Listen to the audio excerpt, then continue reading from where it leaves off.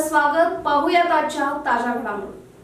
आताच्या काळात शेतकऱ्यांनी शिक्षणाची जोड घेऊन नवनव्या तंत्रज्ञानाचा वापर करीत अधिक उत्पादन देणारी नफ्याची शेती करण्याकडे अधिक भर द्यावा.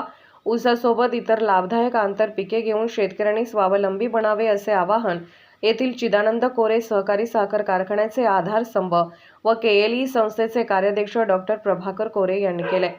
चिदानंद कोरे सहकारी साखर कारखान्याच्या 56व्या वार्षिक सर्वसाधारण सभेत ते बोलत होते. केंद्राकडूनही इथेनॉल उत्पादनासाठी प्रोत्साहन मिळत आहे. त्यासाठी शेतकऱ्यांनी ऊसासोबत मका, तांदूळ ही पिकेही घ्यावीत.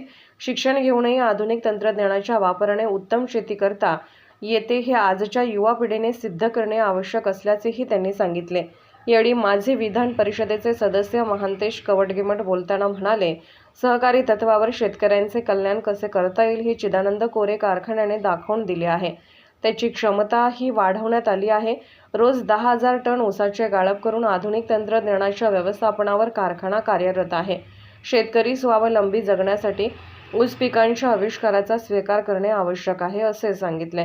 यावेळी कारखान्याचे संचालक अमित कोरे बोलताना म्हणाले, गेल्या वर्षात 121 दिवसात 11,40,000 मेट्रिक टन ऊस गाळप करून 11,66,000 क्विंटल म्हणजेच 11.4 सरासरीने साखरेचे उत्पादन केले आहे.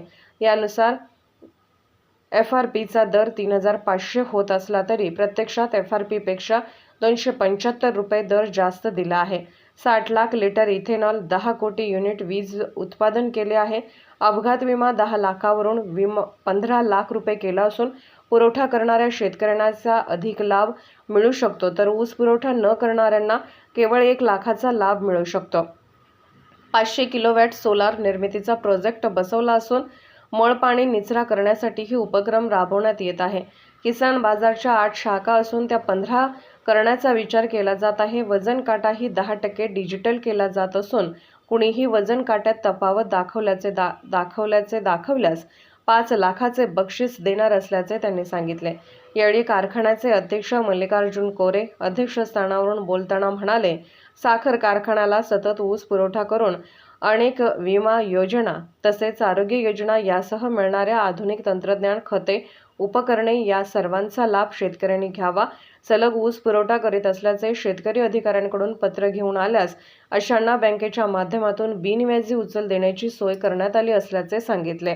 यावेळी राष्ट्रीय सहकारी साखर कारखाना महामंडळ नवी दिल्ली या निवडणुकीत संचालकपदी निवड झाल्याने अमित कोरे यांचा तसेच KLE संस्थेचे कार्याध्यक्ष पद स्वीकारून 40 वर्ष पूर्ण झाल्याबद्दल अनेक पुरस्कार मिळाल्याबद्दल डॉक्टर प्रभाकर कोरे यांचा सत्कार करण्यात आला. कारखान्याचे कार्यकारी संचालक IN गोलभावी यांनी अहवाल वाचन व विषय वाचन केले. सभेस कारखान्याचे उपाध्यक्ष तात्यासाहेब काटे, संचालक भरतेश बनवणे, अजित देसाई, परसगौडा पाटील, रोहन उर्फ संदीप पाटील, महावीर मिर्जी, मल्लाप्पा म्हैसाळे, चेतन पाटील, महावीर कात्राळे, भीमगौडा पाटील, अण्णासाहेब इंगळे, नंदकुमार नाशिपुडी यांच्यासह विविध विभागाचे प्रमुख सभासद उपस्थित होते. संचालक परमगौडा पाटील यांनी स्वागत तर SL हंकारे यांनी सूत्रसंचालन केले.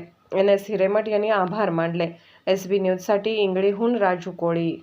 राजकीय, सामाजिक, आर्थिक असा सर्व घडामोडींचा आढावा पाहायला विसरू नका SB न्यूज चॅनल आणि नक्कीच सबस्क्राईब करा.